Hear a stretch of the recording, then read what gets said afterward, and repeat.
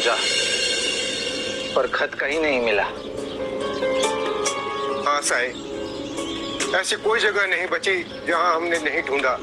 अगर आप उसी समय खत वापस लाने के लिए कहते तो मिल भी सकता था, लेकिन आपने इंतजार करने के लिए कहा और वो उड़कर दूर चला गया। ऐसा भी हो सकता है कि बारिश में कागज गीला होकर या पेड़ पौधे झाड़ियों में उलझकर फट गया हो, या फिर ऐसा भी हो सकता है कि हवा उसे अपने साथ उड़ाकर किसी दूसरे गांव ले गई हो। उड़ा हुआ कागज कहाँ वापस आता है साईं?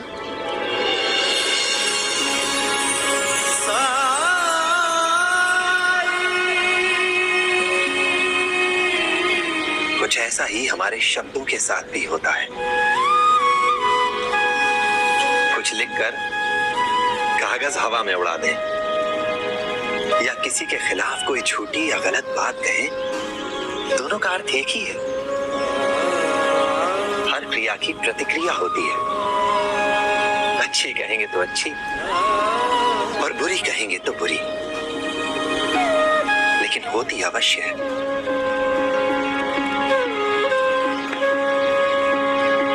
और हाँ, एक बात हमेशा याद रखना, धनुष से निकला हुआ बाण और मुंह से निकले हुए शब्द ये कभी वापस नहीं आते।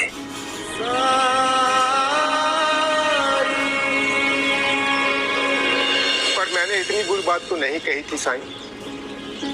ऐसे ही कभी मुंह से निकल गया इसके बारे में। मैंने कोई साजिश नहीं रची थी मां।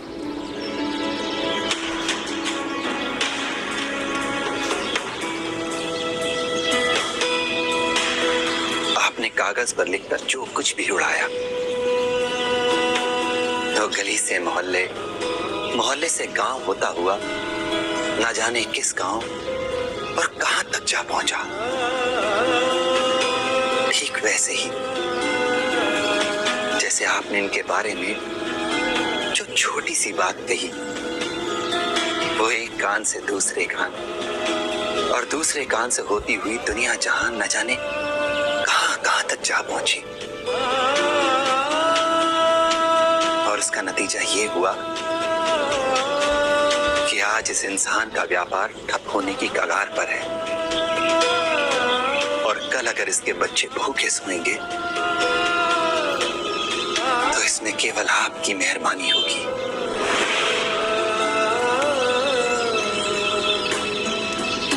और तुमने क्या किया? तुमने इन्हें मारकर अपने मन को शांति दे दी, अपना गुस्सा ठंडा किया। और क्या इससे तुम्हारा जो नुकसान हुआ उसकी भरपाई हो गई? तुम्हारी समस्याओं का समाधान मिला तुम्हें? और इन पर हाथ उठाते हुए तुम्हें इनकी उम्र का जरा सा भी लिहाज नहीं आया? क्या तुम जानते हो कि इन्हें मधुमेह की बीमारी है?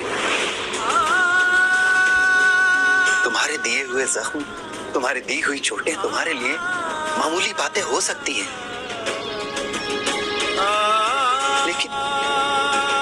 लेकिन इनके लिए ये प्राण घातक हो सकता था, क्योंकि मधुमेह के रोगियों की चोटें, उनके घाव जल्दी नहीं भरते हैं। क्या तुम जानते हो, खुदा न खास्ता तुम्हारे धक्का देने से अगर इन्हें ज्यादा चोट लग जाती तो इनके प्राणों की रक्षा के लिए इनके पैर को काटना भी पड़ सकता था।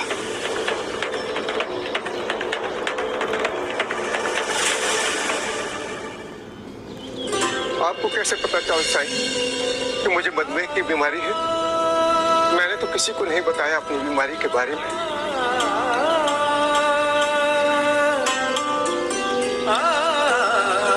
साईं, मुझे नहीं पता था कि ये ऐसी बीमारी से ग्रस्त है। और सच कहूं तो उस वक्त मेरा दिमाग काम नहीं कर रहा था।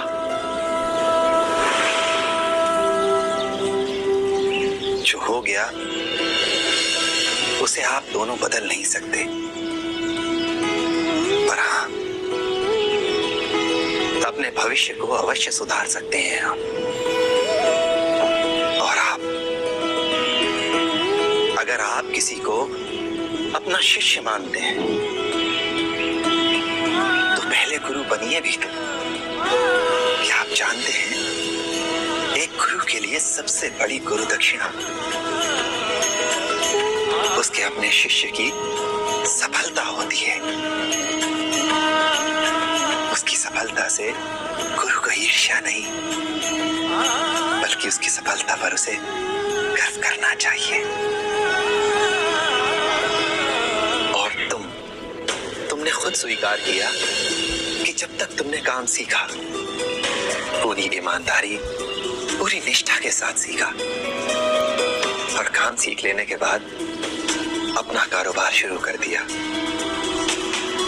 अपने गुरु से सारे संबंध, सारे नाते तोड़ लिए तुमने। क्या काम छोड़ देने के बाद कभी अपने गुरु से मुलाकात करने की कोशिश की तुमने? क्या इनसे कभी कोई सलाह मांगी?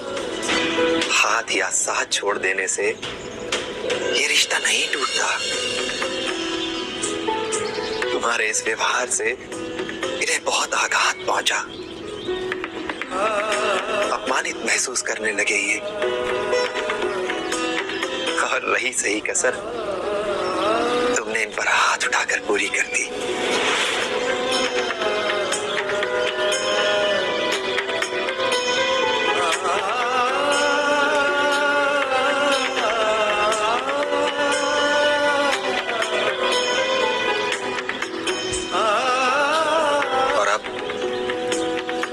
जबकि आप दोनों को एक दूसरे की गलतियों के साथ खुद की गलतियों का भी एहसास हो गया है, तो आप दोनों मुझे बताइए, निर्णय कीजिए कि किसकी गलती बड़ी है, कौन ज्यादा गलत है।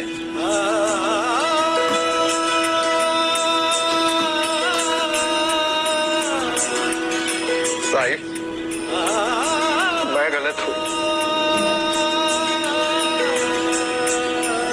मैं भी गलत हूँ साहिब।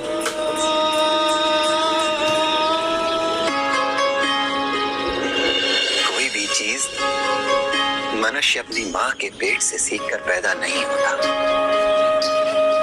घर हो या बाहर, जीवन के हर क्षेत्र में सफलता प्राप्त करने के लिए उसे एक गुरु की आवश्यकता होती है।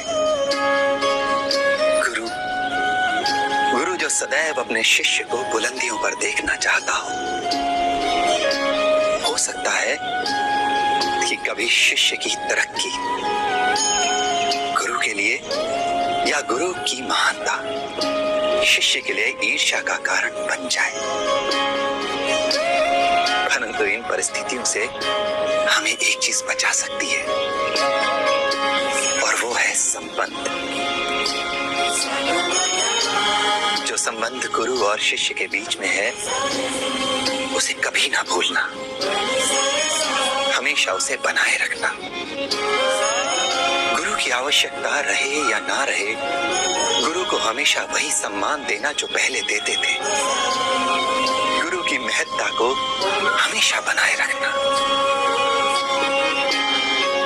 शिष्य को चाहिए कि वो अपने गुरु का सम्मान करे, उसे कभी ना भूले, हमेशा उसे याद रखे।